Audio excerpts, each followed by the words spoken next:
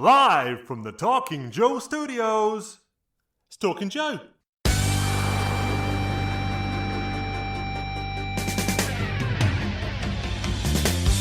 G.I. Joe, the very best, Americas Elite. Eliter than all the rest, trained to have no flaws. Defending liberty across the land, valor oversized. Bring out that big brass band, real heroes verified. Gotta read them all, you must agree. Elitist in history, G.I. Joe. Oh, there could be no end in a world we must defend. G.I. Joe, gotta read them all. A courageous crew, their colors red, white, and blue. Mess with them and they'll shoot you. G.I. Joe, gotta read them all. Gotta read them all. Hey, it's me, Mark, and welcome to Talking Joe, the best and longest running dedicated G.I. Joe comics podcast. If you're new to the show, you can find out all of the details over at our website, which is talkingjoe.co.uk. Today, we are continuing our look at the Disavowed era with G.I. Joe Americas Elite, issues 9 through till 12. Which were published by Devil's Due March 2006 to June 2006. They were collected in 2006 edition of America's Elite Trade Paperback 2 called Ties That Bind, which collects 6 through 12, or the 2013 trade paperback from IDW, America's Elite Volume 2, which collects 7 through 12. So I will not be talking about these issues by myself, as much as I'm sure you want that. You don't. I will be joined by my regular co-host. It's a real American Tim. It's Tim Finn. Hello, Mark, and hello, listeners. Hey, Tim. It's been a little bit of time since we've spoken, you and me, even if the listeners don't realise that, because these things keep on coming out, despite when they've been recorded.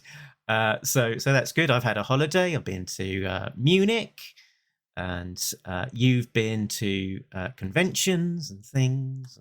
Yeah, I've been to 2 G.I. Joe conventions this summer, and I have written about one of them on my blog, and I will immediately begin writing about the other.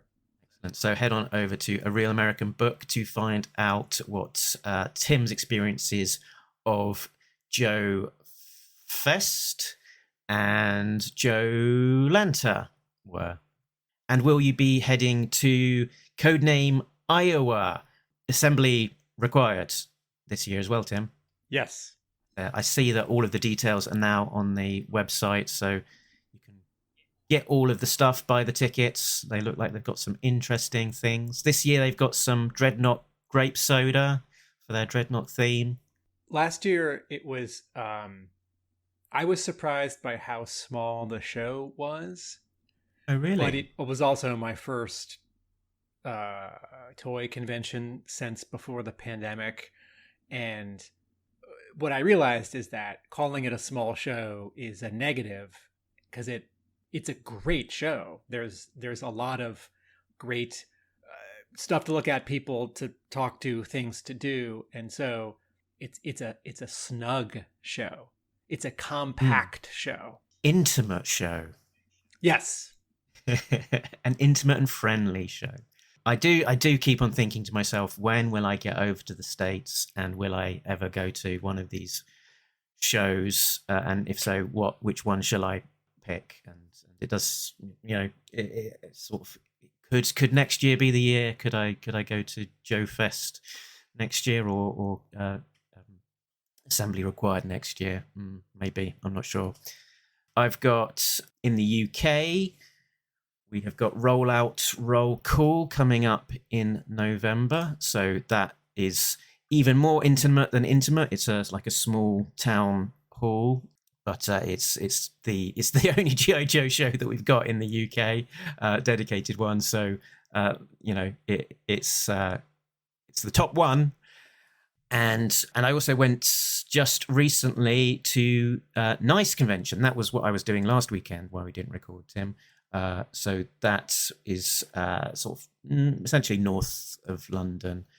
And it's, again, quite an intimate convention. It's very focused on comic creators and comic art. So primarily it is a set of tables with comic artists tabling at and people, buying their art, getting commissions and con sketches and that kind of thing, with nary a Funko Pop stand in sight. So that's one of the highlights of the convention season for me. And I think the last one for that might have been 2018, and so it's the first proper convention that I've been to since COVID times. I think I've been to MCM, but I wouldn't necessarily classify that as a proper comics convention, because it's more geared to large scale entertainment rather than a lot of comics. And I did get a couple of things from my G.I.Joe sketchbook. So I got a Jacob Phillips sketch, son of Sean Phillips, doing some books for Image. Oh yeah, he draws That Texas Blood. Yes. And what's that book that starts with an M? N. Newberry. He draws Newberry. The other one I picked up was a Barry Kitson Baroness. Oh, neat. In watercolors. So did Kitson, is he one of those guys who did a little Action Force before Marvel UK? Okay. No, he somehow snuck between the cracks. He sort of was a bit ahead of the curve and made it over to the US before Marvel UK was making it as big. And he also did not draw any of the UK Transformers. Yeah. So he didn't. He was one of these creators where I said, do you know G.I. Joe? And then basically, nope. So, but I'll give it a go. So he drew Baroness for me because it was a safe choice, because I know that he's drawn that character before for commissions. So I felt like it was a safer bet. Right, so convention talk aside, we will be talking today about G.I. Joe Americas Elite issues 9 through 12. The people that brought these comics to us were Joe Casey, who was on script duties for the mill, and on pencils we had a bit of a mixture. We had Nelson Blake II on 9 through 11, Pat Quinn with assists on 11, Juan Barranco and Josh Meadows on 12. Josh Meadows, I think, picking up duties as the regular pencils a little bit down the road. Inks were John Lowe, 9 through 10, Dan Davis and Mark Englert on 11, Vincente Cifuentes and LeBeau Underwood on 12. And equally, colorists were a mixed bag. Imaginary Friends Studio, which was Stanley Artgerm Yale's studio, Danielle Ridoni, Jason Jensen, and Greg Navarez. Letters were Brian J. Crowley. Military Advisory was from Phil Cost, and it was all edited by Mike O'Sullivan. A lot of people there. That's a convention in itself if you could have those people all along.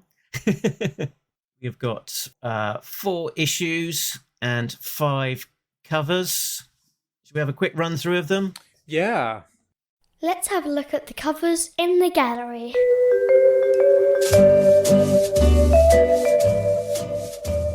So 9 and 10 are Stefano Caselli, and 9 very much looks like him. You can see it in the faces.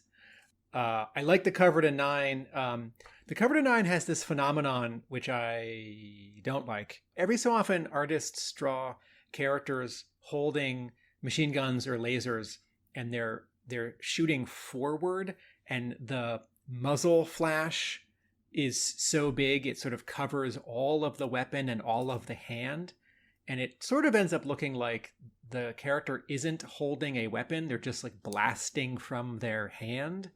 And that sort of happens doubly here because the muzzle flash is sort of lower than it should be. It actually does line up as if Major Blood is blasting from his fists, whereas the flash should sort of be higher than his fists. But it's a cool image. It's a cool drawing otherwise. Yeah, so this is mostly Major Blood shooting with Storm Shadow, Scarlet, and Roadblock behind cover. It's a bit of a trope, really, on G.I. Joe covers. They're in the foreground behind some debris, and he's in the middle ground with fire behind him, and he's all yellowish, and he's shooting straight at us, straight at them. Yeah. Based on the comments that Sam Wells was saying about Hasbro asking that weapons aren't shown on covers, potentially the muzzle flashes and the absence of guns on show could have been a way of getting around the Hasbro mandate that they're not showing a gun, they're just showing flashes. That's true. Scarlet is holding a pistol. Yeah, Number 10. See the end of the muzzle. Number 10 has no guns, although it does allude to all of the torture that Duke suffers in the issue and in the next issue. 10 doesn't quite work for me because the logo covers up Duke's ankles sort of as a compositional element. Like, from context, I understand what's happening, but in terms of composition, I sort of don't know what's happening. It's like, well, he's hanging, but I sort of don't know why or how. And I sort of don't understand, I don't understand the like assembly, the construction of these chains and whatever like a weight is or a counterweight. It's like, I get it. He's hanging, they're trees, the sun's out, he's sweating, his hands are bound. I understand it. Actually, it's sort of like how Major Blood's muzzle flash seems to line up with his fists. Like there's a compositional thing about the cover that doesn't work. It is a nice contrast to the previous cover because the cover to 9 is loud and the cover to 10 is quiet, right? He's not yelling, he's not screaming, he's not growling, he's not lunging, he's just hanging. Hanging out with some grim determination. The cover A to 11 is Tim Seeley and an Udon, and Seeley signs it Seeley05, just visiting, which is cute. I think this cover is pencils only. You can see a little bit of sort of broken line in her shoulder blades, in the wrist, the two wrists of the red ninjas in the foreground, and there's not a lot of heft to any of the lines. All the lines are sort of like dark gray. I think this is like sort of under inked and over colored. Like I think the highlight on Scarlet's hair and her wrist and her throwing star works, but like I don't understand what this like light source is on the back of the red ninja's shoulder and head just above the like barcode corner box. I think it's a good idea for a cover. I think it doesn't really come together for me. But to describe it, it is Scarlet in sort of coiled attack pose, holding a throwing star and a sword, fighting 5 or 6 red ninja in a sort of interior, like stone rock, temple mountainous space. My speculation on this one is that potentially combined with the knowledge that Tim Seeley will sort of help out at last minute, the fact that he's on staff and available, and that comment just visiting makes me think that maybe there was a cover gap and they asked Tim Seeley to help out at potentially slightly late notice. That would be my speculation. Yes you can see how these 4 issues, and the letters page even refers to the dreaded deadline doom. These 4 issues, Devil's Due is running behind schedule. Whether it's Joe Casey, whether it's the artists, whether it's approvals from Hasbro, and the fact that Stefano Caselli has left the book but hangs around to do covers, but then doesn't do all the covers in this, I guess you'd call it an arc, and then Seeley shows up to do a cover and isn't contributing to the book otherwise. Yes, absolutely. Cover B, the retailer incentive for issue 11, is a Stefano Caselli and Danielle Rudoni and it is we're looking down at Snake Eyes, who is sort of backlit. His front is all in shadow. There is a cast shadow of vertical bars, as if like he and the 1, 2, 3, 4 Joes who are unconscious around him on the ground are all in a jail cell. But there's also a vertical ceiling support, like a gray column. And notably, Snake Eyes really pops from the blue-gray floor background color because he is in red. And we have only seen this, I think, twice. This sort of Snake Eyes is all in black, but instead of like coloring all of the costume parts that aren't actual black, instead of coloring them gray or very, very dark blue, which is the convention, here he's colored red. And the only other time we've seen this is in the middle of Rob Liefeld's Snake Eyes Dead Game miniseries, where it happens for no reason. And it's a cool visual that I actually don't like. It's too much the opposite. It's in the same way that I don't ever want to see Storm Shadow in all black. You know, if they do like Night Force Storm Shadow, I want to see him in like middle gray. You know, I don't. It's like you're sort of breaking the characters, my expectations of the characters like visual convention. And I get it. It's like, no, he's evil. He's Snake Eyes has been turned evil here. And it certainly makes sense because of what's happening with other characters in the story who are in red. But as a visual, I sort of like squint and think, no, it's wrong. And then lastly, for the cover to 12, Phil Noto shows up. And at this point in 2005, 2006, Phil Noto is known for only a couple of things, like Beautiful Killer and some Danger Girl.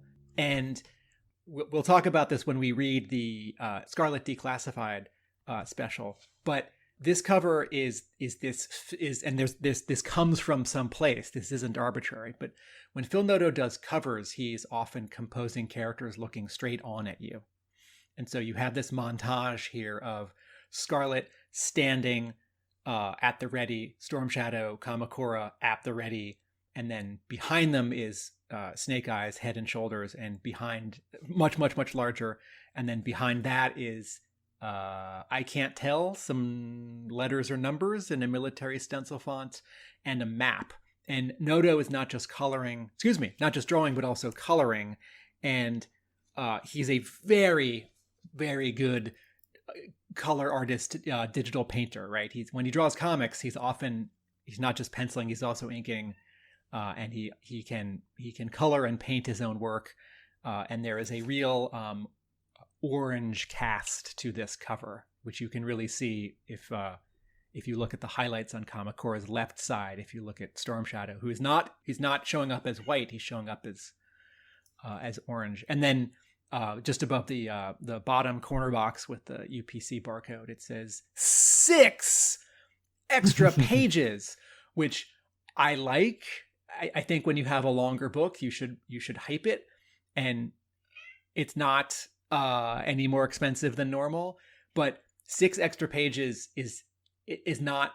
It's not so much to actually get me excited. Like, if a comic's going to be oversized or double-sized, it needs to be double-sized. I need this 24-page comic to be 36 pages or 48 pages. And so now and then in the Devil's Due era, it's like 4 extra pages, like 6 extra pages, like 1 extra page, like, okay, thanks. Like, what else do you have for me? I very much like this cover, even though there's no story to it. It's just cool. It's just a good drawing. And this is one way that you draw Scarlet or a female character in G.I. Joe as sexy and attractive, but without it being exploitive or stupid, right? She's not like bending over and sticking out her butt or anything, right? She's just drawn like very, very like handsomely, very alluringly, but she's still a capable soldier with, determination and weapons. And yeah, I think there's only a handful of covers that he does. I think it's this one and issue 14, and I'll just call out for the record that this is one of my favourite Devil's Due covers from Film Noto. Yeah, very striking, very well done, and that, as you say, they're sort of the way that he often draws eyes. It's sort of looking directly at the audience, and so it's sort of like making quite a kind of strong connection between an image and the reader, because of the way that he draws those eyes in such a striking manner, looking directly at us. Good stuff. So let's get into talking about what happens on the inside of the issue. It's been a few weeks, so just to summarize where we left off, it was with Snake Eyes dead and his body missing, while Duke was captured by some bats in the Amazon. So here we go. Plot breakdown. The Joes begin a worldwide scavenger hunt for Snake Eye's missing body. In Australia, Storm Shadow fights Major Blood, who reveals he has recently killed a Joe. The Red Ninja Clan, having stolen Snake Eye's body, have begun a secret ceremony to revive him. Snake Eye's micro-homing device activates, and the Joes follow the signal to Mongolia. Just as they arrive, their helicopter is shot down and they are attacked by the Red Ninja Clan, led by Chabang and aided by the mystically resurrected Snake Eyes, who is dressed in a red costume. It is discovered that Chabang has had his essence switched with the comatose, evil Red Ninja Satan. The Red Ninja Clan turns against Satan when they find this out, and Storm Shadow is able to redeem Snake Eyes by allowing him to stab him for some reason. In the secondary plot, in the Amazon, Duke has been captured by a former Fred series Crimson Guardsman, Colonel Calvin. Duke is able to escape and defeats Crimson Guardsman Calvin. He stops a missile launch which was destined for Cobra Commander, targeted at his location in Washington. We close on the bombshell that Cobra Commander is working as the President's Chief of Staff under the name Garrett Friedlow. Okay, in terms of reminding ourselves where we are, we have seen the President previously in the first 8 issues before we get to these 4 issues we're talking about. He's in issue 1. He shows up once or twice since then. Do you remember, Mark? Have we also seen Garrett Friedlow, or is that name? Good question. I think this is the first appearance from this guy, but certainly we've seen a bit of the President, and the President has been coming across as a little bit anti G.I.Joe. In this arc, he's not allowing them to officially go on their mission to try and investigate Snake Eyes' homing device. So seemingly he is a little bit anti Joe, and possibly it could be this Friedlow whispering poison in his ear, but we shall doubtless find out a little more in the future. Do you have an overall reaction, or you want to start with something good that's working? Where do you want to start? Overall, it's going along at pace. I read these 4 issues and I thought to myself, "Oof, are we biting off more than we can chew, trying to cover off these 4 issues in one go?" But we can do it, Tim. I'm sure we're up to the task. but yeah, there's sort of quite a lot going on, sort of as the Joes go around the whole world on sort of various missions, and I guess there's a sort of fairly grand story happening here, which they do conclude relatively quickly. So I think it's an interesting storyline, and they sort of move along at pace. It's executed relatively well, but there's some elements that I'm less of a fan of, and we'll get to those in a bit. What about you, Tim? Yeah, I think overall there's good action. There's a good variety of ninja stuff, mystical ninja stuff, regular non-ninja action like helicopters and punching. There's a little bit of the brass, Colton talking to his superiors and, talking to Sparks.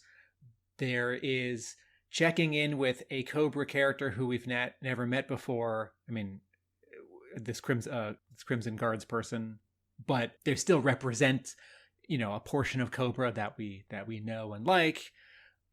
There's no update on the Dreadnoks, Destro, Baroness, any random, unique vehicle driver like Motor Viper.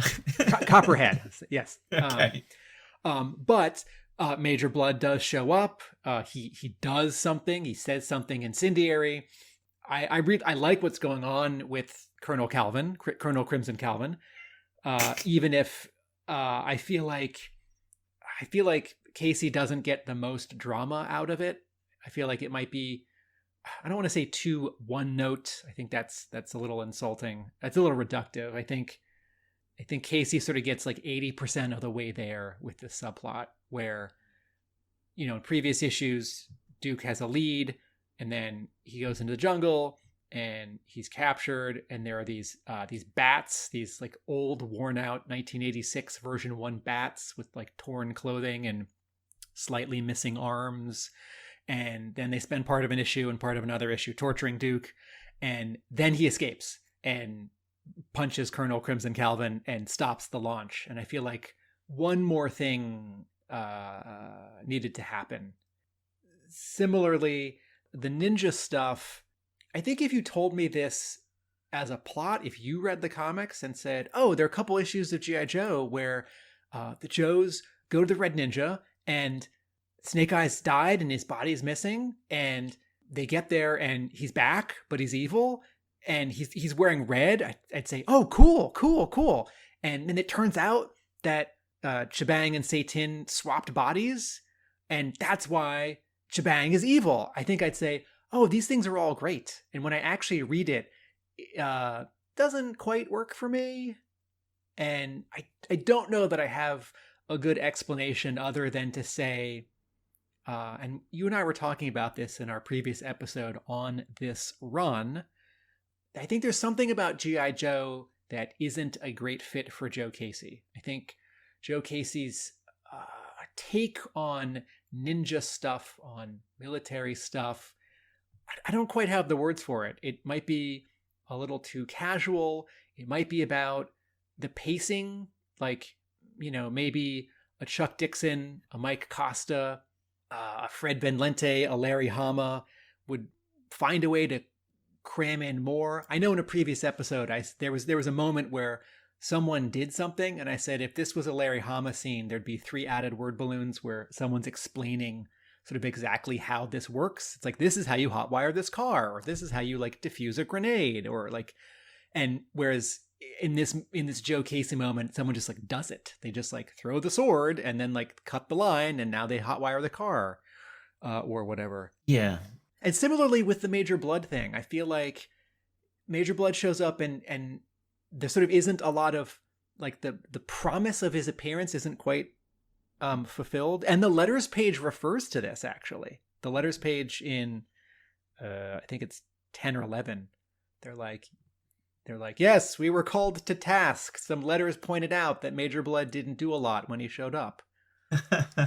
Yeah, and to the cover to 9, where Roadblock, Scarlet, and Storm Shadow are under fire from Major Blood is not delivered on in the interiors. I wonder if the cover maybe was commissioned before they knew exactly what the plot point was going to be. It used to be like, it's the Joes against Major Blood. We don't know the specifics, so just draw something cool. Based on how covers are drawn in the last 10 years, and how they need to be done early so they can be in catalogs. Yes, very likely. But also you're allowed to. Yeah. Like, well, we know Major Blood's going to be fighting Storm Shadow. Why don't we have Major Blood fighting Storm Shadow on a cover? Like, oh, should I throw in 2 more Joes? Yeah. Yeah, why not? It doesn't have to be exact. That's fine, and that's allowed within comics. Yeah, Major Blood is a great character, and you don't get within the pages of G.I. Joe. You generally don't get to see enough of him. So as you say, it's almost like a bit of a promise unfulfilled that we don't see so much of Major Blood as maybe we would all like.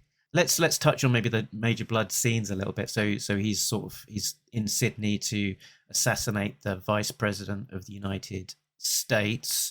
And Tim, in your copy there on whatever page that is, like page 5 or so of the comic, where the Vice President is in the sights of Major Blood's sniper rifle, is that a guy with hair, or is he bald in your copy? He has hair and it's brown.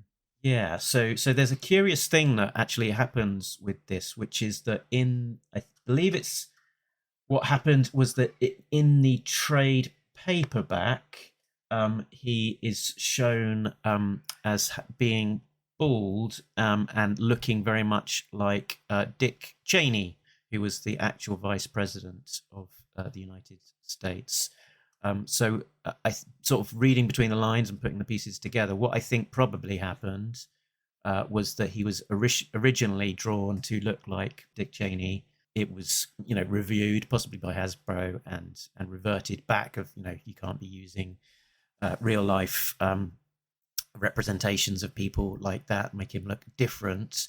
And then I suspect when they went to print the trade paperback, they might have reverted to an earlier version of the files and have that issue slip through. So there's this interesting curiosity that depending on which version or which copy you're looking at, you might see a slightly different vice president.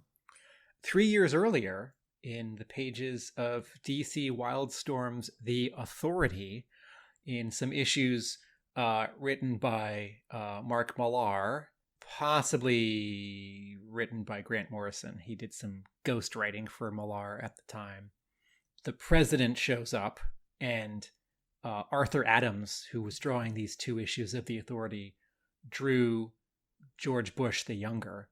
And someone higher up at DC said, absolutely not, because The Authority was already sort of a controversial book, because you've got this Superman analog and this Batman analog, and they are a couple, and the book is like tearing down a lot of superhero conventions, and the Authority are the villains because they take over the world. So Arthur Adams redrew this president to just look like sort of a regular guy, like a bald guy with like brown hair on the sides of his head, which the manager of my shop reminded me is actually the president from Dr. Strangelove. So while I'm upset that the image for original publication was, I don't know if censored is quite the right word here, let's say corrected or softened, it becomes a different reference. Anyway, so comics even then recently had a little tradition of backing away from putting real political figures in the crosshairs. So there is then a sort of confrontation between Blood and Storm Shadow on the top of the Sydney Opera House. There's an interesting bit where Blood points out something that we've probably all noticed, which is that Storm Shadow is still carrying a Cobra sword. As Sam Wells points out, that's something that Hasbro asked if they could do, because there was this actual, prop sword that was being sold by a licensee, and so there's a sort of plot reason to explain why he's still got it. A reminder of the life I've left behind, which really stuck out to me when I read that. I feel like that's Joe Casey making the best of getting stuck with something. Like, no, he wouldn't be using this sword. There's quite a cool moment where they're sort of fighting and tussling, and they're sort of falling away from each other, and Storm Shadow uses his sword to dig into the roof to stop himself from sliding away, and Major Blood also uses his hand to grab onto the roof to stop himself from sliding away, which is a kind of reminder that in this continuity he has lost his hand and now has a cybernetic hand with enhanced strength, which means that he's able to grab onto the side of a structure as he's sliding away from it. And yet Storm Shadow seemingly blows up that hand with his little 50-cent piece silver dollar sized explosive. Yeah, that was a bit of a moment where I was like, I'm not entirely sure what exactly is going on here, because some of this, the him getting this explosive, it's not necessarily a device that we recognize as being something that Storm Shadow would normally use. It's being attached to his hand in a sort of a extreme close up with relatively murky colors, and then the explosion itself is colored in such a way where it's not exactly clear what's going on. So but yeah, sort of putting all the pieces together, Storm Shadow has put this explosive on his hand. It blows up, sending him shooting away from the explosion and landing in the Sydney harbour. Falling into the water at a very strange angle. Yeah, particularly because they're meant to be fighting on the top of the Opera House, and then it's sort of the trajectory is kind of up to the left of it. But I also had a hard time the two panels where Storm Shadow pulls out the explosive, sticks it on Blood's hand, and then a panel or two after the actual explosion. I had to read this 3 times and inspect it to figure out what was going on. And some of it is the quote camera angles, and a lot of it is the color. Yeah. And the way that he's sort of flying down into the water and splashing, it's sort of coloured to look like it's Cannonball from X-Men, sort of, blasting his way down into the water. And it's like, is that the way that if you had an explosive device put on your hand and you're on the top of a building and that goes off and you are thrown away, into the water, is that the way the physics of it would work? I'm not really sure, but okay. Also, it's this explosive is powerful enough to, I think the implication is remove this hand from Blood, right? Which is poetic, but Storm Shadow is right there, and I don't see so much in Storm Shadow's. Well, I guess he is running away. Okay, it is explained, but I feel like the explosion is big enough, Storm Shadow is close enough that Storm Shadow is at risk for hurting himself. But yes, it is visually depicted that he's sort of bounding away as the explosion happens. In the letters page of 11, Tim Doell writes, "The return of Major Blood was somewhat of a letdown. He barely made a handful of pages," and then he says other things. "The Joes are just as concerned about Blood's comment as you are, Tim, and they are definitely looking into it. Was it blustery hyperbole or an actual reality? As for his brief appearance, we've been called to task for the short page count of Blood in number 9. And the last panel was also a bit weird. Storm Shadow stood on the top of the Sydney Opera House, pointing at a massive platform boot. No. Storm Shadow's index finger and middle finger are extended as a visual reminder that it was that hand that retrieved and planted the bomb a few panels earlier. The thing down there is Blood's helmet. Oh. And right. Blood is not wearing his helmet 2 panels earlier when the explosion hits. Right. Okay. So again, a lot of cool stuff is happening on this page between layout, drawing, composition, color. A lot is being asked of this page. And Blood's new helmet is not so iconic that when you draw it and you color it kind of dark, everyone is immediately going to know what it is. This isn't like Storm Shadow's Cobra sword, which like has an insignia on it and is a very particular shape. Major Blood's helmet doesn't look like any helmet we've ever seen before because it very coolly incorporates his eye patch. But also it's sort of like, what? I don't think I would have ever worked that one out on my own.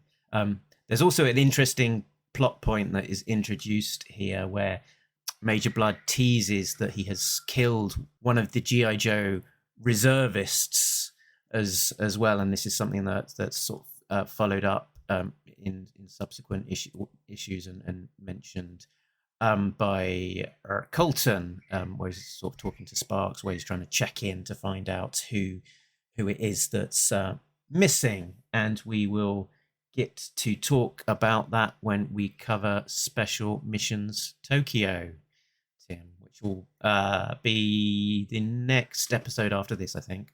All right, so listeners, in these 4 issues, 9, 10, 11, 12, Blood mentions he's killed the Joe in 9, and in, I forget, another issue in these 4, yes, Hawk and Sparks are trying, Colton and Sparks are trying to figure out who it is. These 4 issues do not reveal who it is. And a question for Joe Casey might be, did you know who it would be? Did you think you would do something about that? Were you inventing it and leaving it vague for other writers to pick up? Did you want to try and do something with it? You ran out of time, or they said no. Or it could even be that editor Mike O'Sullivan said, "We've got this idea. Can you sort of plant a seed in this issue?" Yeah, because I'm going to do a story in Special Missions Tokyo. Maybe. Maybe. All right. So my overall comment for 9 and also for 10, I like Nelson Blake II's art. It's very clean, and all of his lines are very thin, and it reminds me of Sean Chen, who drew Iron Man after Heroes Reborn in the late 90s, when for a year the 4 Marvel books go to Jim Lee's people and Rob Liefeld's people, and then Jim Lee's people. Sean Chen drew Iron Man when I think it's Kurt Busiek and Sean Chen take over Iron Man, and it starts over as a new #1 in like 2000 or 2001. This is when George Perez is drawing Avengers. This is when and Chen's art has always struck me as sort of reliable, but a little thin. His lines are very clean and a little thin. And the reason why I'm bringing this up is that in 2001, Sean Chen was drawing Wolverine. This is in the like 170s, the 180s, and was penciling Wolverine. And for the first year, his inker was Norm Rapmund, who I think had been discovered.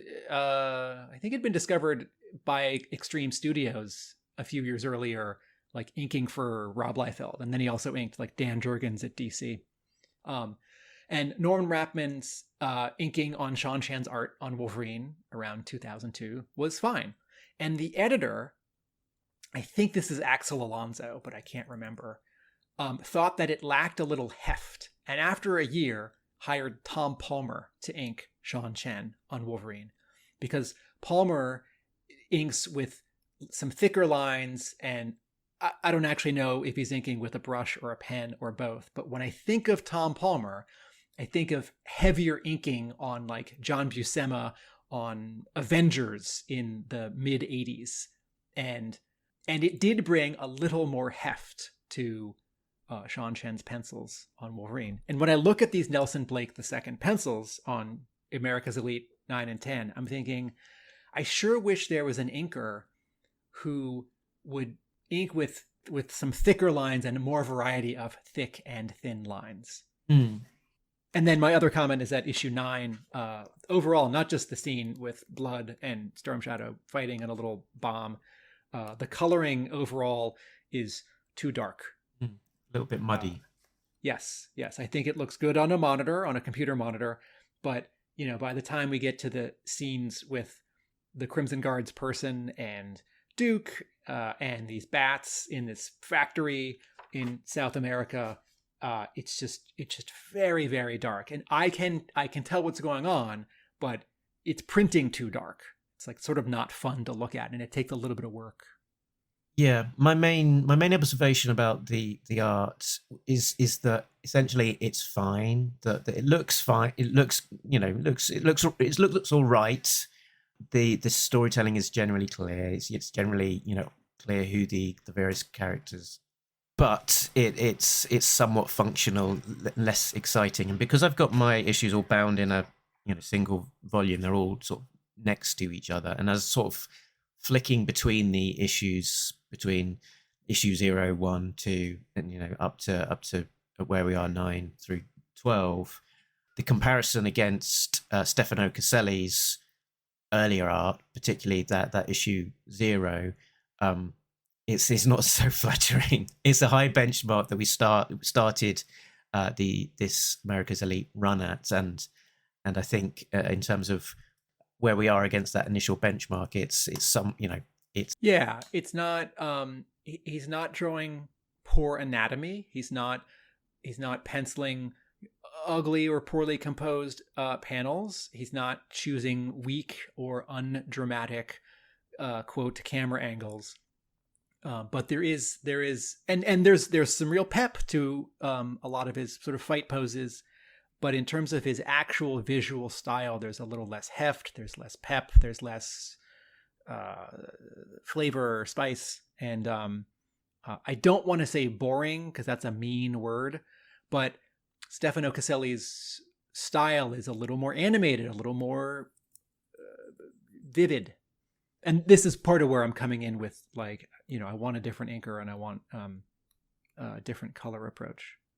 Can we maybe talk about the Colonel Calvin, the Crimson Guard arc as a sweep across these 4 issues as the kind of the B plots? Mark, does this remind you of an episode of G.I.Joe from 1986? It doesn't. Does it remind you of an episode of G.I.Joe from 1986? It does. It does. Ladies and gentlemen, please pull out your Rhino or Shout Factory, preferably Shout Factory because they fixed the mistakes, G.I.Joe DVDs, or head on over to Hasbro's YouTube channel. There's a great season 2 episode of G.I.Joe. Season 2 is the one that starts in September of 86. And it's an episode called Raise the Flag, which is kind of a sequel episode to another episode without being a direct part 2.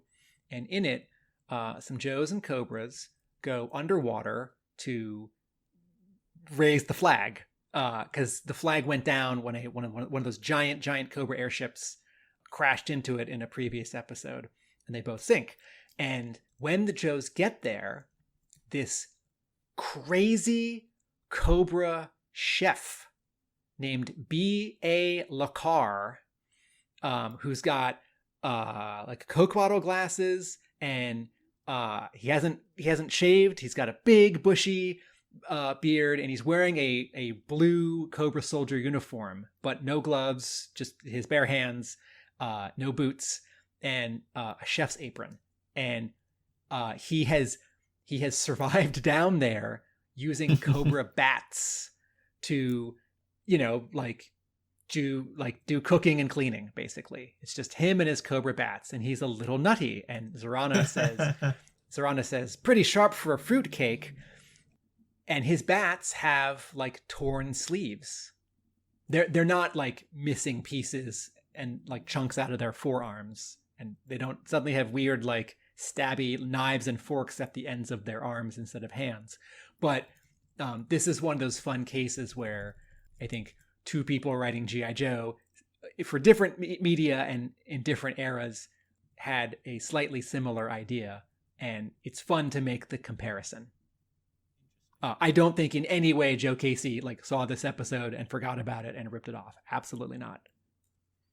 But you have this disgruntled Cobra guy, and the difference is, if I'm remembering Raise the Flag correctly, B.A. Lacar isn't going to launch missiles. He just wants to stay there. He just doesn't want anyone like, well, now that you've come here, you have to stay.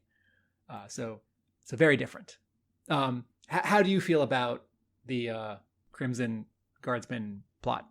It's quite interesting. I like the fact that we're sort of getting an individual Crimson Guardsman and sort of building out a character, which is something that happened in the Hammer run. I'm thinking, particularly of Wade Collins and his predecessor, and like Professor Apple as well. That and over in the Marvel UK run, they did have a number of sort of stories where the Crimson Guardsmen were sort of created.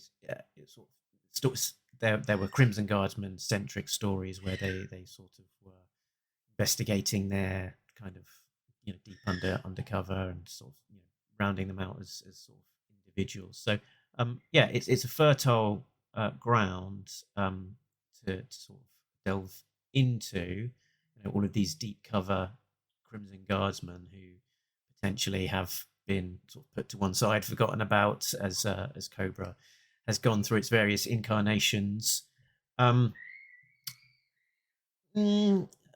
not necessarily completely behind the whole story, but I'll get behind it. So he's sort of gone a bit nuts. He's got the bats, and for some reason he's decided to turn against Cobra Commander, and he wants to set a missile strike against him, and he's able to somehow trace exactly where he is, but doesn't want to know where he is.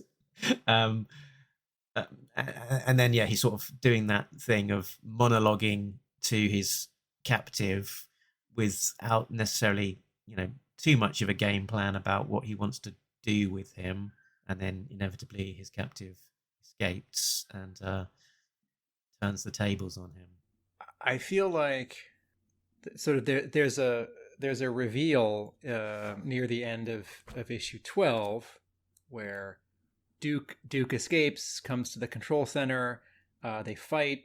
Calvin almost pushes the launch button, and Duke looks at the computer, and the computer says launch procedure aborted, and then he's typing, and it says accessing target coordinates, and it sort of zooms in on the White House, like an overhead view of downtown Washington D.C.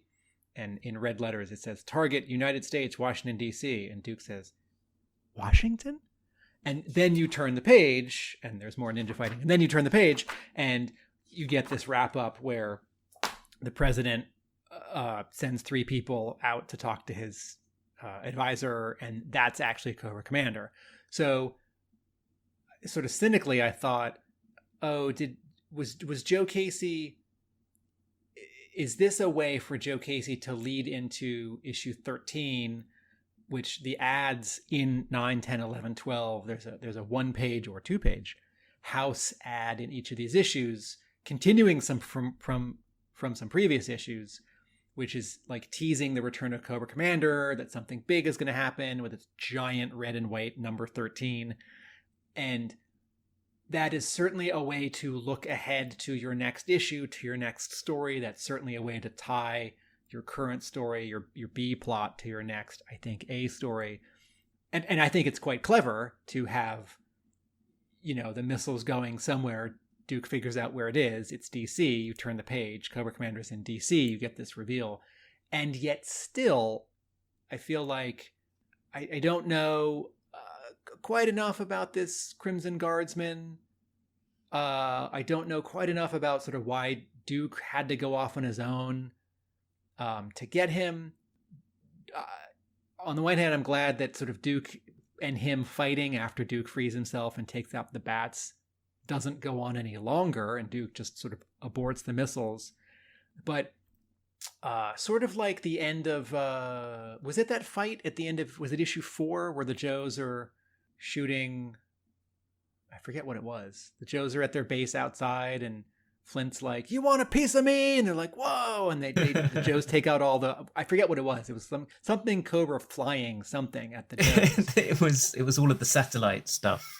Okay, I feel like sort of here's another Joe Casey resolution, which sort of 80% of the way there. Like on the stakes as defined are clear and heightened, but I'm not sort of satisfied in the actual like moving of chess pieces and the sort of emotional component of like, oh, we almost lost it all, or like, oh, so-and-so's gone over the edge, or like, he got away. Like it's not, it's like, okay, this G.I. Joe soup that Joe Casey has made, it's like, all right, needs salt. And some of this is that his artistic collaborators are changing. There's a lot of change. There's a bunch of artists in these first 12 issues. And some of this may be the learning curve. You you get asked to do this licensed book, and there, it's like, you're going to, what's your take? You're going to get to do what you want to do. And then a few issues in, you're actually having your monthly back and forth with your editor and then Hasbro. And maybe there are some things that you have to do a little differently, or, maybe you come in with the intentions of, small team. And then even with a small team, it's like, man, there's a lot of characters here.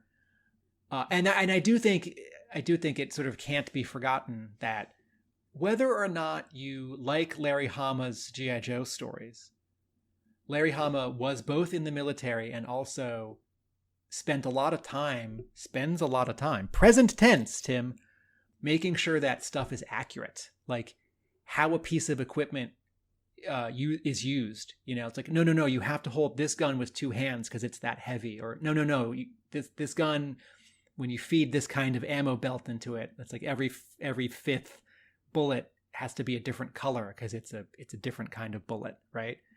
Anyway, so Joe Casey has by this point, written for TV animation and superhero comics, and some interesting superhero comics that go a lot further than standard superhero comics. And G.I. Joe has sci-fi, it has superhero, it has mystical elements in it. But the actual sort of moving of pieces and character and equipment, he writes differently and he has different concerns. And so the stories come out differently. And so my sort of overall reading these 4 issues, it's like, I don't want to say like, I don't think I like Joe Casey as a G.I. Joe writer. I don't think I like Joe Casey's G.I. Joe stories. I don't know that I'm there yet, but there is something in them that's missing. And I caught something in issue 9. Actually, it's on the first page. It's on the first page of the 4 comics that we're reading for this episode. Scarlet is so angry.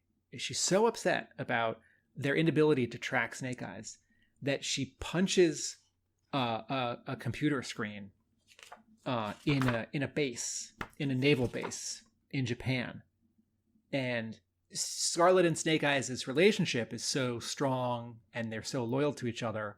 And you exaggerate things in comics for effect. You don't have someone just pointing. You have them like lunging and sneering and pointing. But still, she's not Flint. She's not like angry about Lady J and vengeful. Like, no, that's expensive. Like, you're a soldier. Don't break that. So that on the first page and the second page, that sort of jumps out as I don't want to go back to this well, but like Larry Hama wouldn't do that. And there's a second moment in this 4-issue arc where something very similar happens, because Kamakura gets angry at being told that they can't go and investigate Snake Eyes' tracker, and then I think takes a sword and slices a piece of machinery or a monitor in half as well. Yeah. And then while we're making a list, in issue 11. In issue 11 on page 6, a sword cuts through Roadblock's heavy machine gun, like cuts it in half. And it's like, sorry, these ain't lightsabers. And also, or Wolverine's claws. And also, like, Wolverine's claws and lightsabers can't cut through things in an instant. Like, it's still like a heavy thing. There's still friction, It's like, I appreciate it in any Star Wars movie or show when it takes them like a minute to cut a hole in a door, because it's like, yeah, I understand the analogy of a hot knife through butter. But like, Wolverine has metal claws. Metal against metal is still, it's not like they're not laser claws. And then another thing happens while I'm doing this list of sort of less realistic or less maybe the word is grounded, less grounded things that are happening in Joe Casey, G.I. Joe comics. In issue 10 on page 5, Roadblock headbutts is it a Crimson Guardsman? And through his helmet. And his helmet shatters. And again, it's like Scarlet on the first page of this arc. That's a really cool visual, but like this is a helmet that's meant to like stop exploding shrapnel from injuring a Crimson Guardsman, and Roadblock is really strong, but And, you know, we've seen Roadblock in the animated show and the movie, like take two cobras and like bash their heads together and they're like unconscious. But like, no, you can't break a helmet by headbutting it. You know, maybe if it was already like partly shattered, but like that's not established. And so I see what I think is the sort of more superhero influence or the less realistic military reality of equipment and, you know, how people act in the chain of command. One of the things that I read, where I sort of did that mental Tim component of saying Larry Hama wouldn't write it like this, was when Scarlet, it mentions a couple of times that she's not able to sleep, and in issue 11, there's a moment where she says, I know I haven't slept in more than 72 hours, but this is real. That signal is real. And I thought to myself, if Larry Hama was writing that, he would probably write something like, you know, be more along the lines of, you know, I don't want to go to sleep, and I'm you know, I'm Snake Eyes is you know, the thoughts of Snake Eyes and is running through my mind, but I'm a soldier, and I know that when you're a soldier, you just have to get your sleep where you can. And it'll be them sort of just trying to you know, they're on the jets flying over to the next mission, and they're just trying to grab a couple of, you know, minutes here and there to top up their reserves so that they're ready for when they need it. That kind of thing. Yes, that is a good observation. And I'm not trying to say like Joe Casey writes bad comics or Joe Casey writes bad G.I. Joe comics. He's not Larry Hama. I'm making the comparison because while I'm reading this and I'm thinking, okay, this is different, and I just want an explanation for myself of how it is different. And so I think, okay, well, what would the other guy do with this scene? It's like, okay, so now I can sort of see what the different, I understand the shape of it. And then it happens another time. There's another sort of unrealistic, silly thing. In issue 10, there are, on page 6, there are 3 Cobra soldiers who are firing on Flint, sort of from one end of the hallway, and they're not that far from each other. And Flint, you see them firing, and then you see sort of in a reverse angle, Flint firing back. And none of them hit him, and he also doesn't like try and take cover. And I need a little something else happening in this scene where they're like, you know, oh, our machine guns sights got the alignment on our scopes are messed up. I can't aim properly. Or Flint isn't just sort of digging in to fire back at them, but he's sort of lunging behind a rock, or I guess he's inside, behind a wall or a door or something. Maybe the subtext is that he's so angry being, and crazy. Yeah, reckless. Yeah. Reckless, okay. but still with a good aim. Yeah, I think you could still ground it a little bit more. Do you remember how he got this scar? It's not completely consistent. It's there most of the time, but I think because it's the way that it's sort of a left-right line, from like one cheek halfway under his eye, over his nose to halfway under his next eye on his cheek. And I was looking at it and I thought, well, that's like someone's tracing his face like a sword did that. But I don't know. I'm thinking too hard.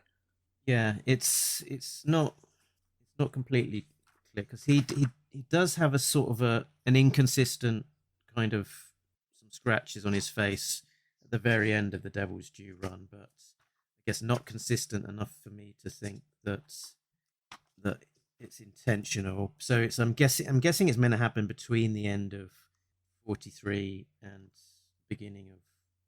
Yeah, maybe let's while we're talking about Flint and his corridor bullet dodging, maybe we talk about the Joes taking down the Cobra cells. There's sort of 2 small components of this arc where the Joes take down 2 Cobra cells as they're sort of searching for Snake Eyes and or information about Snake Eyes' missing body.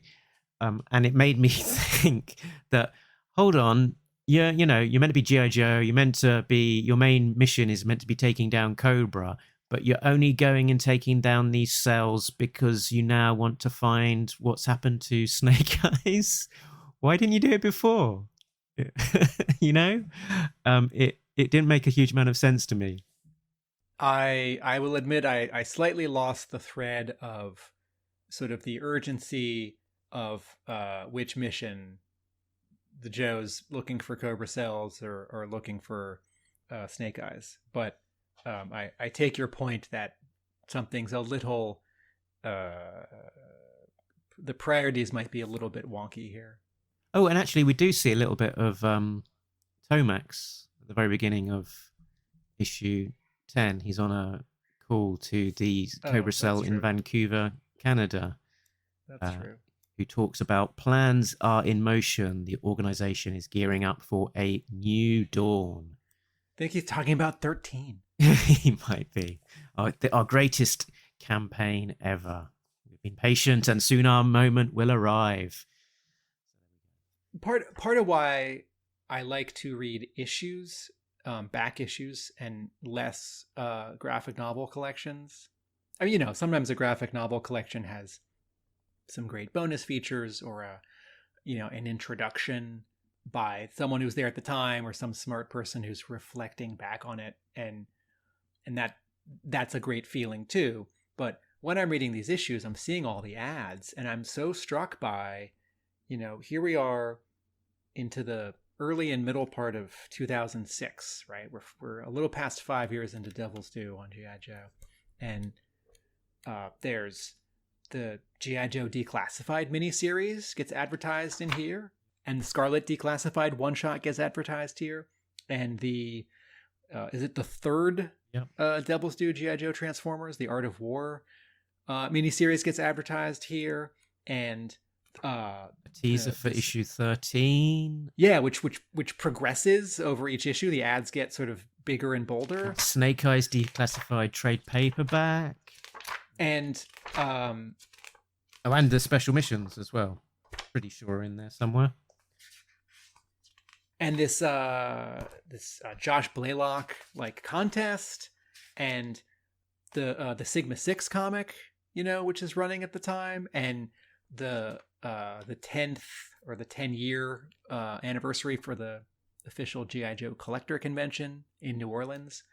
So there's all this sort of added excitement, and that even if the issue itself sort of reads too fast, or I'm thinking, well, I don't know about Joe Casey, or well, I don't know about Nelson Blake II, sort of all the added frills elevate the experience. It's like, no, it's back in 2006, and Devil's Due is really making a go of it with G.I. Joe, and there's all this other stuff, and when I just read a trade paperback and I'm reading like a concentrated 22 pages, and then I turn the page and I just read the next issue. Sure, the book feels nice, it looks great on my shelf, but it is a different experience. Yeah, there's no doubt. Sort of looking at these issues that Devil's Due are doing a lot with the G.I. Joe brand in terms of the variety of comics that they're putting out at this particular point in their journey. Right, so I think in terms of the plot points that we've covered, the remaining one is the big one. It's the Snake Eyes story set in Mongolia, and my feeling towards it is a little bit echoing what Major Blood says in issue 9, which is, I always hated that ninja crap. Ninja bolt, it's all the time, G.I. Joe and Ninja bolt. So my issue, one of my arcing issues with this is that the ninja stuff just often is just a shortcut of it's like a Jedi power, and I like it to be a little bit more grounded than that. It shouldn't be a sort of a plot get out of jail card to just do any old thing that maybe you could get away with that mumbo jumbo in a superhero book, but less so in a G.I. Joe book. A light touch with it, a little bit now and again that doesn't sort of stretch incredulity too much is my preferred approach to all of that. And there was the death of Snake Eyes and his return and redemption by the end of issue 12. And even if I didn't have any memory of reading it, which for the most part I don't have a huge amount of memory of reading this in the original incarnation, I don't think I was ever in any doubt that that when Snake Eyes died in that submarine, that he would be dead for very long. And similarly, as he was brought back as a sort of a inverted commas baddie Red Ninja, I didn't have much doubt that also wouldn't be for too long. And in the end, it was only really for the best part of 2 issues or so.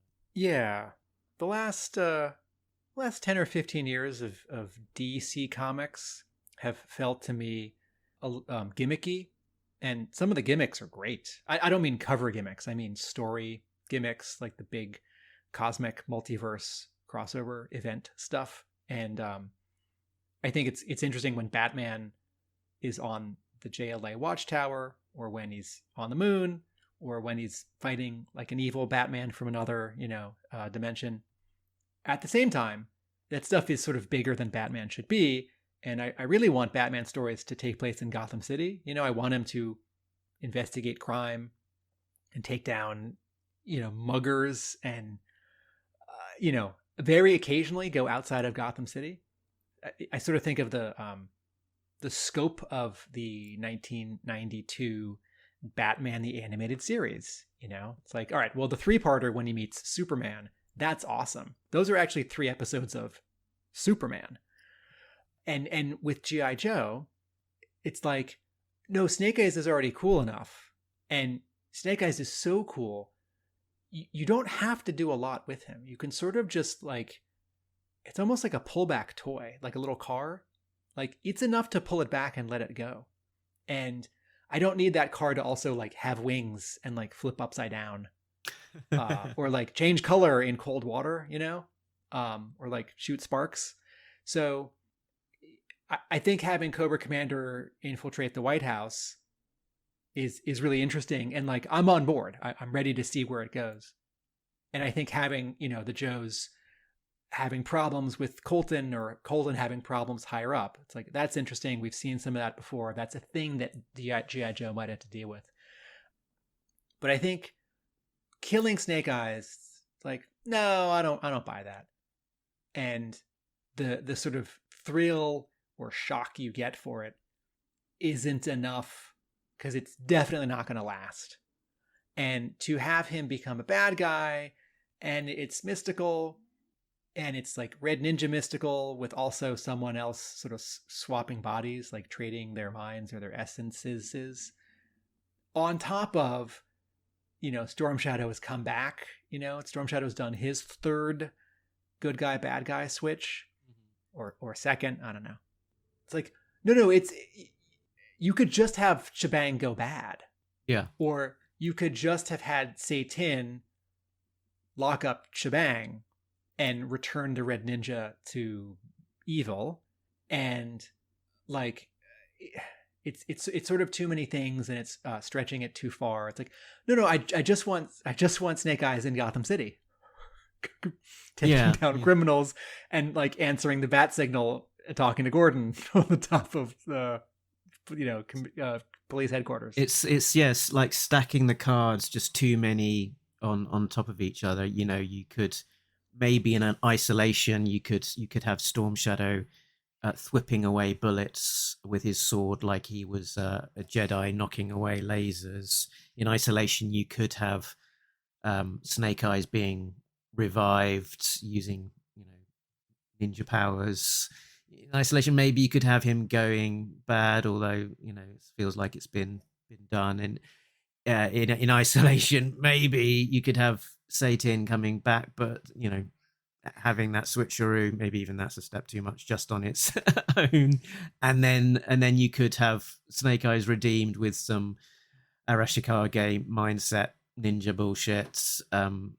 He has to stab me to be turned around, which I feel like has been done before. as well. He was, just missed the vital organs, so he can't have been too deep into the trance. But yeah, all of those things all together certainly feels too much on the shit scale for me. And to make the Larry Hama comparison, I feel like if some similar things were happening with the Red Ninja, they've been taken over, someone's turned evil, I feel like it would have something to do with a past secret, a past quest for revenge.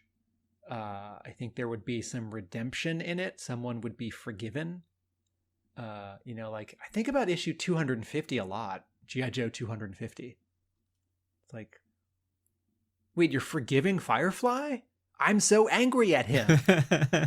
and he's an international terrorist. It's like, well, and certainly Marvel G.I. Joe ended up with a lot of ninja stuff, mystical and otherwise.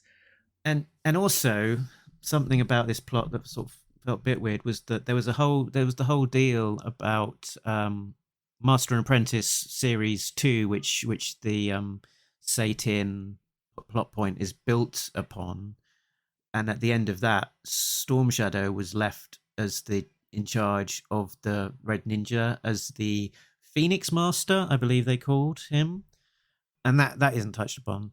Yeah, I imagine, since that was a miniseries, your main comic always, G.I. Joe always sells better than G.I. Joe Special Missions, right? Marvel 1986, 1987, 1988.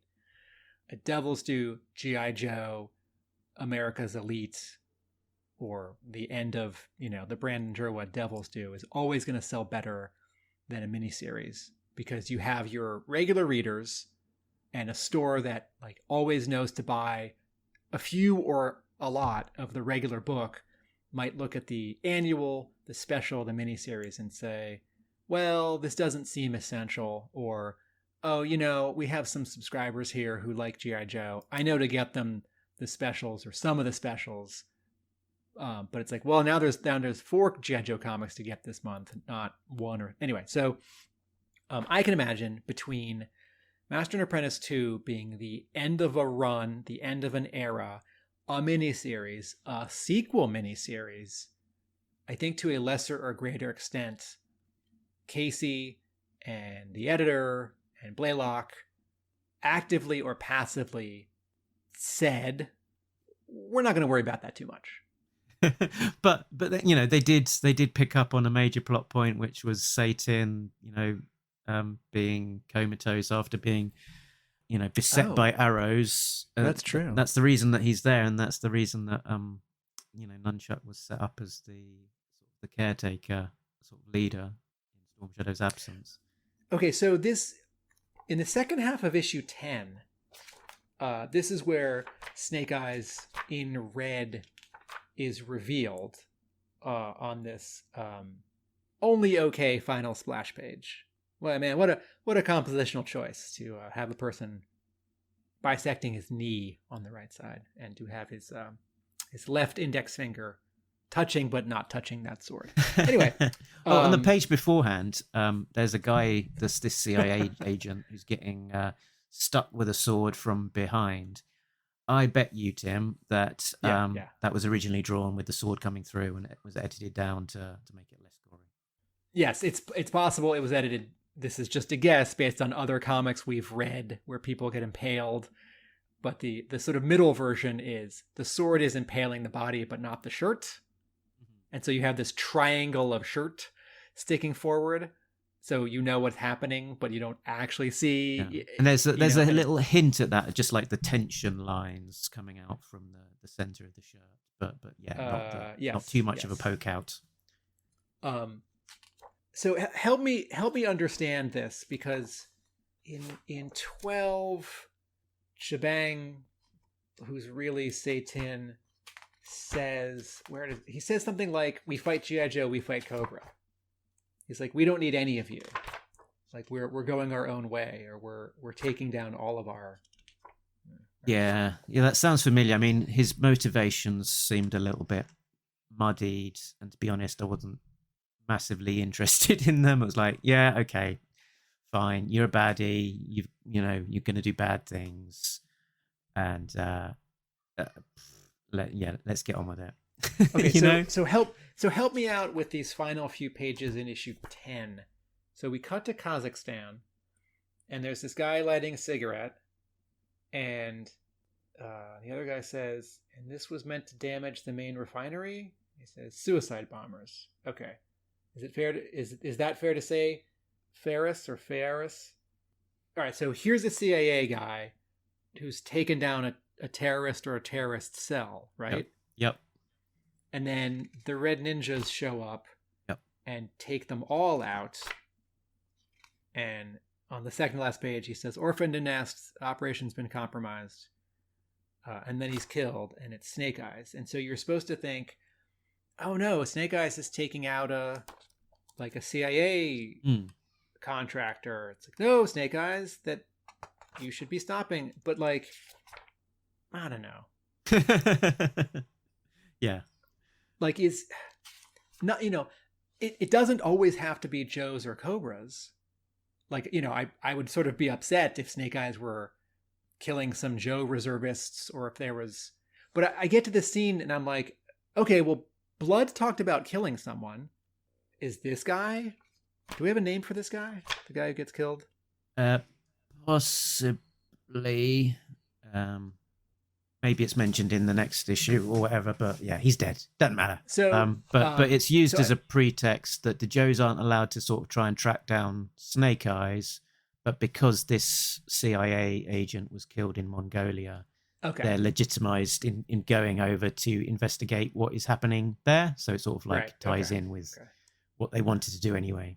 All right, so I like that, and thinking back to issues of Special Missions or Marvel 92, you sometimes get someone working with the Joes who's not he's not a G.I. Joe character, and he's not some army guy. It's like, no, he's a local guy, or he's a CIA guy. Maybe, I don't remember, maybe is it Special Missions 22 with the home hostage scene? Maybe it's a like FBI guy. So it's not always like other marquee G.I. Joe characters. So I think there's a place for this kind of scene, this kind of character. But it's like, I got a little confused because it's like, should I know who this is? Because there's been a little bit in the last year of Devil's Due. This what's Budo's name? Kyle? Right, yeah. Okay, so there's been a little bit of names being used in a new or casual way. Like in these 4 issues we're reading, is it Roadblock calls Stalker Stalk? Like, that's okay. Like no one calls Roadblock Road. And something that I didn't like about the Chuck Dixon run at the beginning of IDW was like all these 2-syllable code names started getting cut in half. Like people would call Shipwreck Ship. And like, I do that. I have, friends with, like a name like Jonathan. You call someone John or Johnny or Jay but it's like Jubilee can call Wolverine Wolvie, but no one else can. And, Jean and Xavier can call him Logan, and, like Storm and Cyclops, when they're having hearts to heart with him, can also call him Logan. Basically, everyone else should call him Wolverine. So I sort of thought, like, should I know who this guy is that Snake Eyes is about to kill, that Snake Eyes ends up killing? Should I know who these guys are? And then in issue 12, did you catch this? On page 13, this is under the panel where Kamakura is silhouette up in the rafters, and we're looking down at the Joe prisoners being escorted by a Red Ninja. Kamakura jumps down, and there's a Red Ninja, and he goes, "What? Master, the others are upon us!" And Kamakura says, "You have shamed yourself, Joshua! You are blinded to the truth!" And then Chabang, who's really Satan, says, "Blasphemy! I will not tolerate more betrayal! Eliminate him!" And then Stalker points a gun in his face, and I thought, that's cool. And I thought, wait, who's Joshua? And I thought, oh, I think it's this Red Ninja who... Yeah. Have we met Joshua? I'm not sure. I mean, the Red Ninjas are sort of given names throughout these, like Masaki. yeah, throughout the throughout And like these. you don't doesn't have to be a Japanese name, and people from Japan can be named Joshua. Like Yeah, that's so fine. it's a reminder that these are all individuals, and I don't know. the other ninjas have spent time with them. So again, at the back end of Master and Apprentice 2, they spent some time with them. So I guess the implication is that these aren't just faceless baddie red ninjas. They are acquaintances of Storm Shadow and Snake Eyes and Kamakura, because they have spent time with them before, and it's not that they're out and out bad. They sort of drop hints that they're not out and out bad. It's just that they're being led in the wrong direction by Satan. But it's weird. Yeah, Like, who's this guy? Why are you using a name now? And if the first time someone is introduced, if someone is wearing a mask and so are other characters in the scene, even if some ground has been laid that they are individuals and they have names, but it's all these guys in red masks. And I think I need Joshua to get mentioned, or I need a scene earlier on where Chabang, who's really Satan, it's like, Joshua, bring me my sword. We'll be walking down the hallway, or bring me the prisoners, or whatever it is. Now, that said, this final issue, which has 6 extra pages, the cover tells me,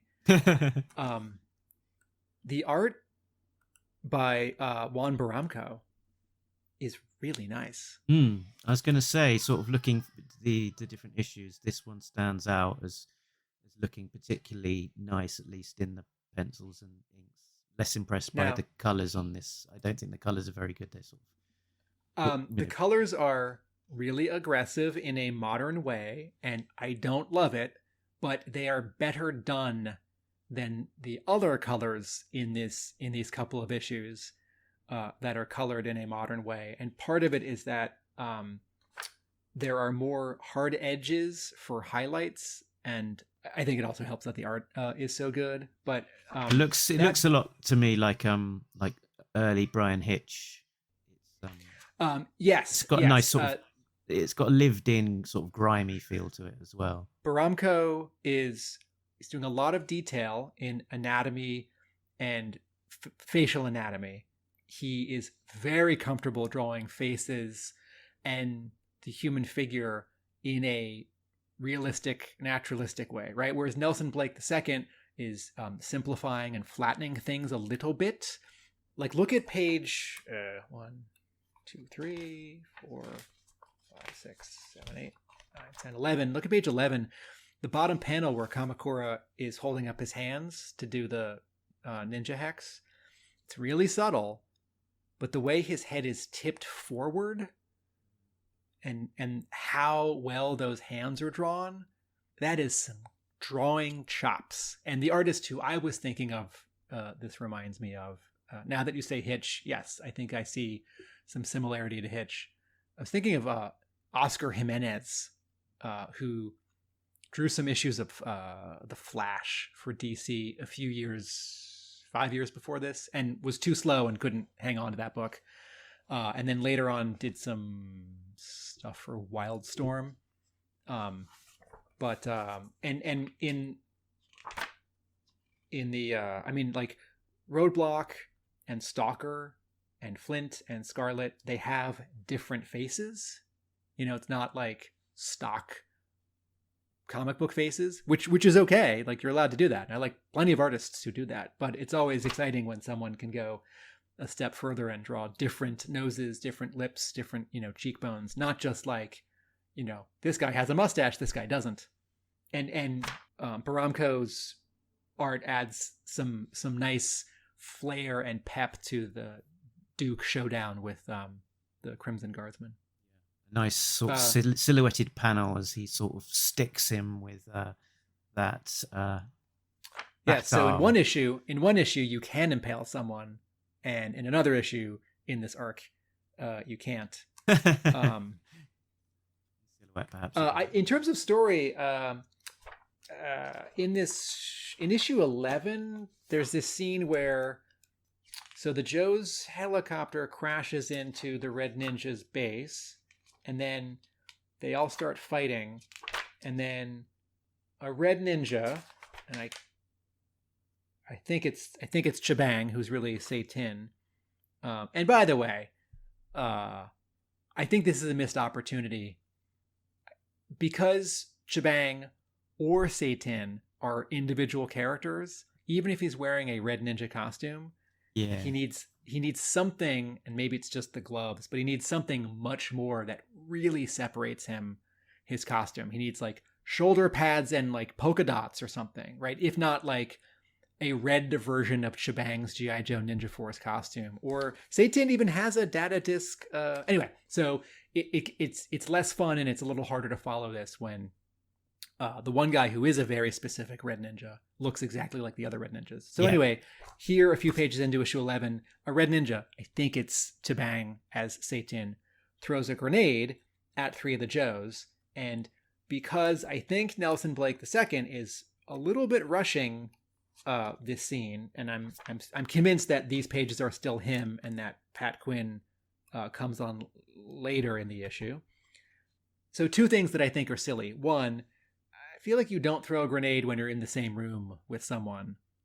And 2, I guess it's 3 things. 2, because Nelson Blake II isn't really drawing backgrounds during this fight, I lose a sense of how big the room is, which adds to my sort of puzzled feeling about the grenade. Like, okay, I see from the throwing pose, I think he's throwing the grenade far, but when the grenade explodes, I don't know where any of the Red Ninjas are. And it feels like, wait, aren't you awfully close to that? Wouldn't some of the shrapnel maybe hit you? Or if the floor is going to crack and people are going to fall in, aren't you and your guys at risk of falling in too? It's like, well, if the backgrounds had been drawn more concretely and I knew where everyone is in relationship to a wall or the doorway or the throne. Okay, so Yeah, I was interpreting that as them being outside the Mongolian structure. outside the what? Outside the temple building, so they're not yet inside, but might not be the case, but that sequence did strike me as looking a bit odd, that a grenade goes off, it causing explosions. A few pages earlier, where the helicopter is sticking outside, everything is dark blue and nighttime, and where the helicopter is sticking inside, everything is orange and inside. Okay, got ya. Okay, yeah, I misread that then.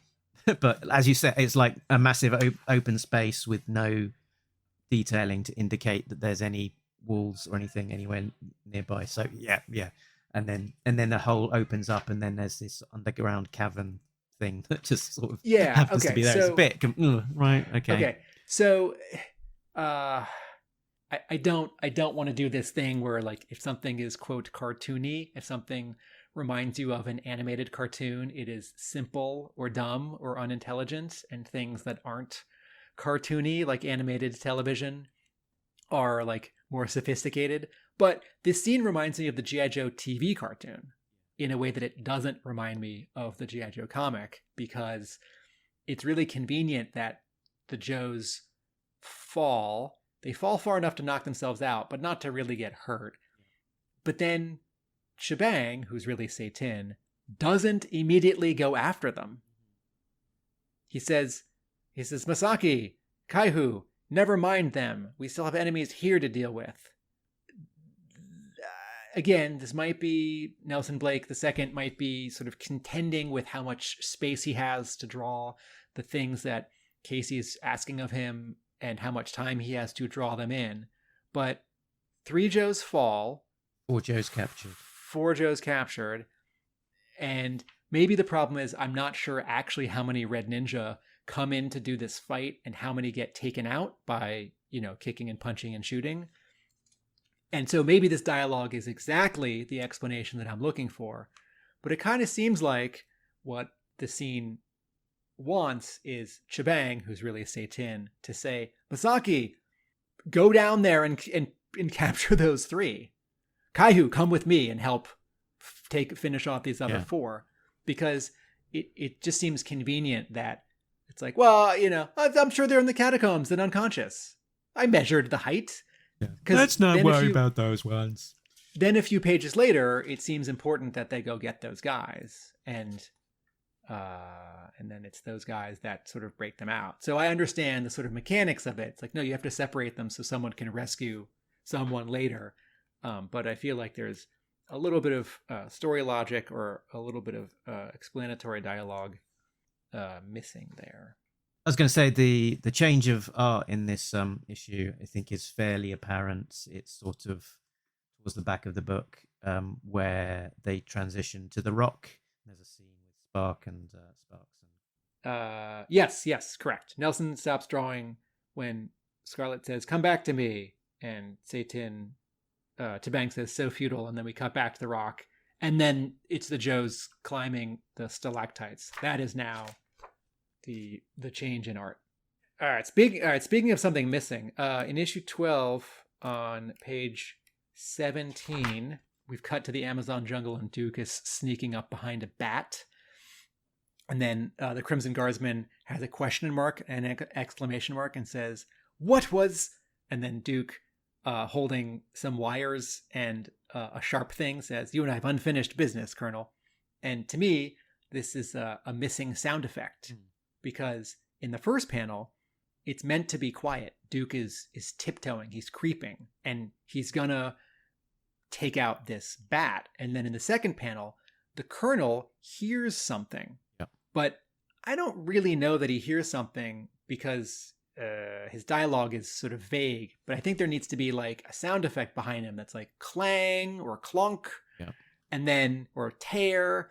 And then in the next panel, it's like, okay, Duke has just torn off the bat's arm and also deactivated the bat's head or something.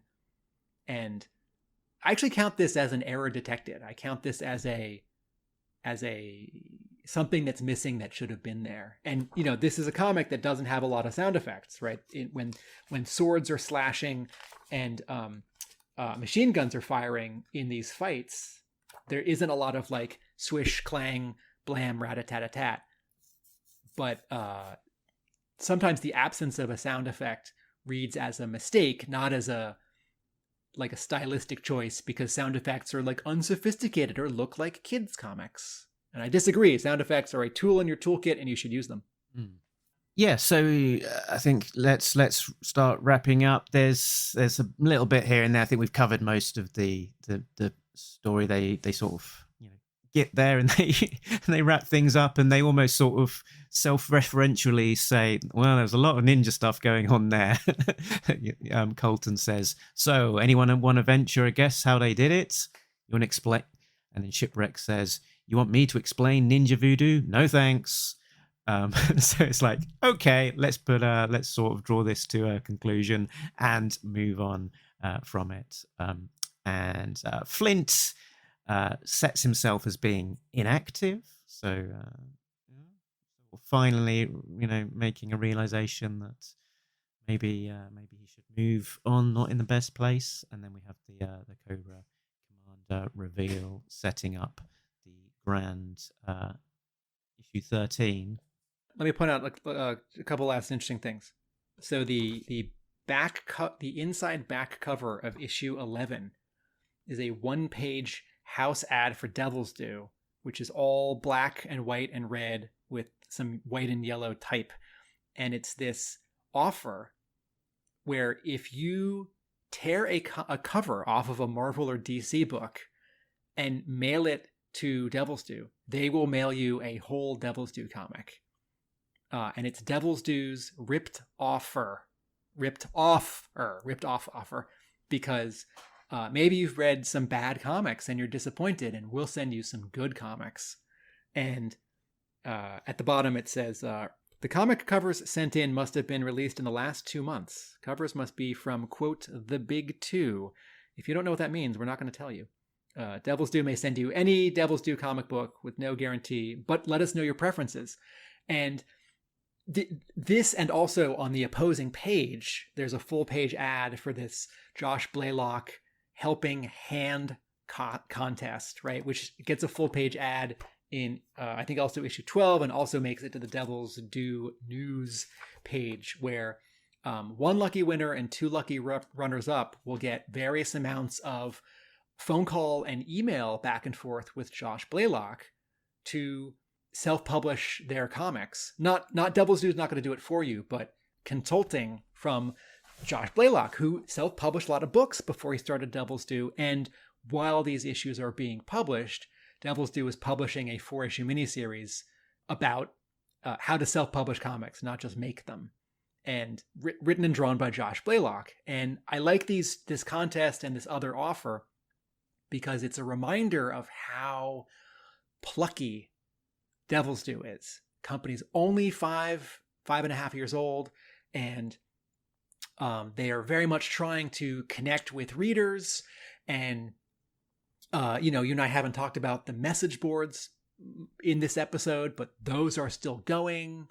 And even though, our focus with Devil's Due is like the G.I.Joe license and all the good and challenge that comes from that, here is still this small but growing company that wants to sort of pull a stunt or two to get some attention, but also legitimately pull in readers and create a conversation. This feels very much like something that Wizard Magazine might cover, like, check out Devil's Due ripped offer. Like, man, those guys are taking DC and Marvel down a peg.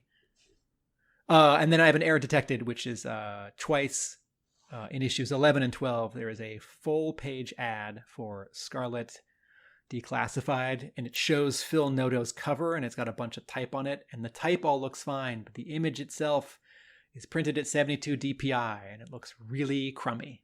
You have to find a diagonal. It's really, so look at her shoulder and look at the like squares on the sort of her shoulder pad, and you can see like fuzzy like steps, like when you make a diagonal line, when you draw a diagonal line in a computer and it's low resolution, you see like JPEG like squares, you see steps, not a smooth diagonal line, not a smooth curve.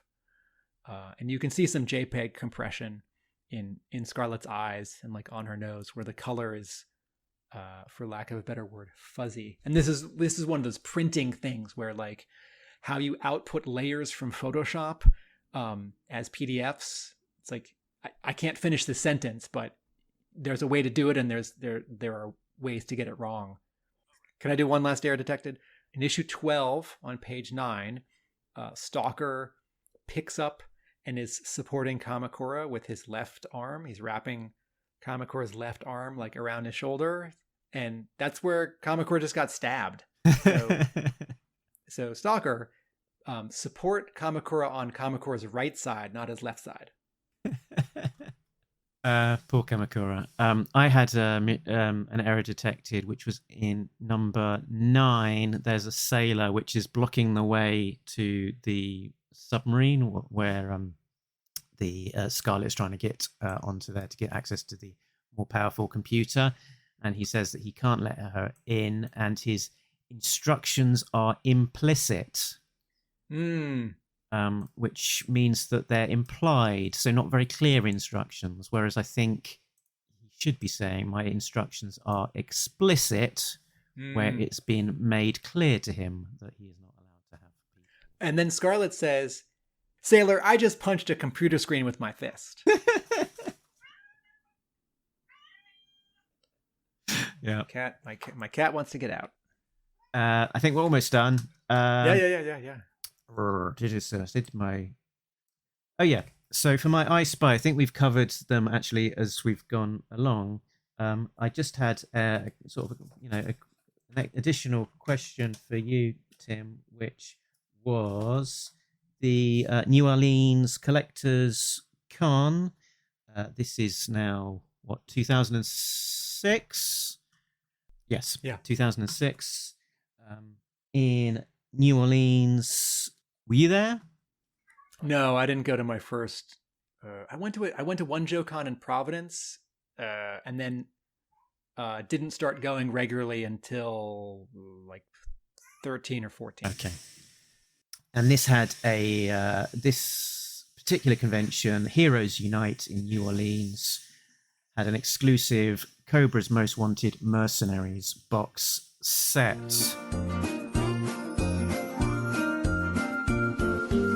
Postbox Pit, Postbox Pit. This is where you can send in your thoughts. Mark and Tim will hear it, and then we'll discuss it.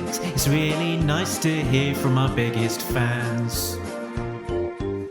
Let's listen to what Rusty sent us in with his thoughts on these particular issues. Hey, Mark. This is Rusty from San Francisco. I'm really having a good time doing a read-along with you and Tim of Americas Elite, and I'm up to issue 12 now.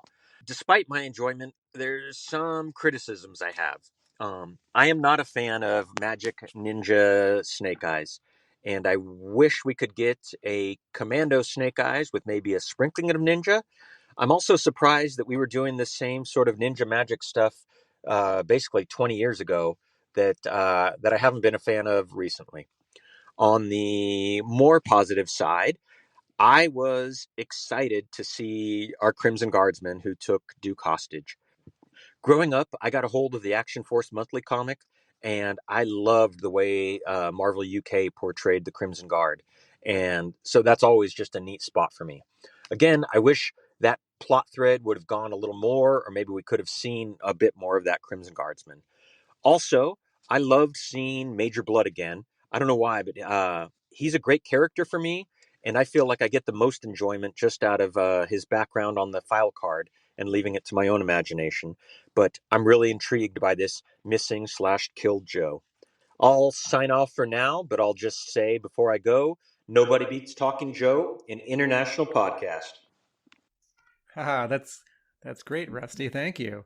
I will sideways agree with something you were kind of saying, which is there's never been enough Major Blood in G.I. Joe. He can show up in more episodes. He can show up in more issues. And I think Rusty's going to be in for a treat, because I think in going forward we will see less Magic Ninja Snake Eyes and more Commando Snake Eyes. So that's a little feeling I've got. All right, so the sort of note I want to end on is that in the letters page of issue 11, sorry, type is so hard to read. In the letters page of issue 11, this is sort of something that you and I might think about for our next episode as we start to wrap up the Joe Casey run.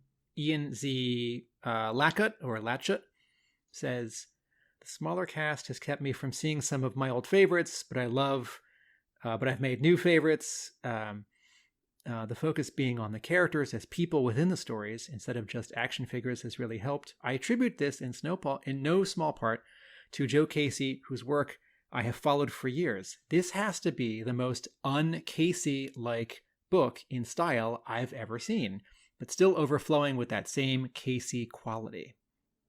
The abandoned Crimson Guard soldier felt like a Casey character, and to me really shows how comfortable Casey has gotten with G.I. Joe, and made me realize how much I'm actually liking this book." So I thought that's really interesting, because in our first episode about America's Elite, I spent a lot of time talking about how much of a fan I was of Casey's work before this, and how excited I was to see him take on G.I. Joe. And I'm also sort of cautious, because anyone who's not that guy who's written the most G.I. Joe comics, I sort of wonder, are they up to the task? But I found this a really interesting comment, that this G.I. Joe is so un-Casey-like, and I think I need to think about sort of what that means. I haven't reread a lot of Joe Casey comics recently, but what about this is different or similar to Wildcats or his Uncanny X-Men? And maybe this is a question for Joe Casey, if we can ever get questions to him. Do you consider your G.I. Joe sort of to be of a piece with your other writing, or besides in the obvious ways, unlike your other writing? Yeah, interesting. So to sum up for me and give it a Yo-Joe scorage, I think I'm going to go in with a 6. Not a regrettable read. There are definitely components of this that I enjoyed. I thought the art in issue 12 was particularly strong, although I didn't enjoy the colouring of it. But overall, the art as an arc was a little bit inconsistent. less of a fan of Magic Ninja Snake Eyes and co.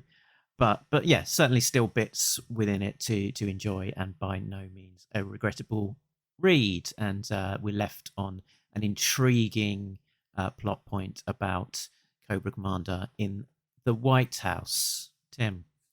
I will give it a 5. It's okay.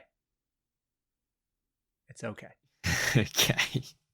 So next time on Talking Joe Disavowed, we will continue our look at the Americas Elite era of G.I. Joe with Special Missions Tokyo, followed up by The Hunt for Cobra Commander one-shot 25-cent special and issue 13. And we'll have other things going on in between as well, I'm sure. So, Tim, where can people find you when you are not talking to me about G.I. Joe comics? Video essays from my creative partners and I at our YouTube channel, Atomic Abe Productions. My brick and mortar comic book store in Somerville, Massachusetts is Hub Comics. And I write about G.I. Joe at arealamericanbook.com. Excellent stuff. You can find more about Talking Joe at the usual places. TalkingJoe.co.uk is the website that has links to all of those places. You can find us on Facebook, on Twitter, on Instagram. We are also on Patreon at patreon.com/TalkingJoe. So a big thanks to all of our backers: Richard, Sam, Jay, Bill, Christopher, Justin, Rob, Brian, and Shane, who are all getting early access to episodes as well as some exclusive content. And that is us done for now. But remember that Nobody Beats Talking Joe, an international podcast. laters.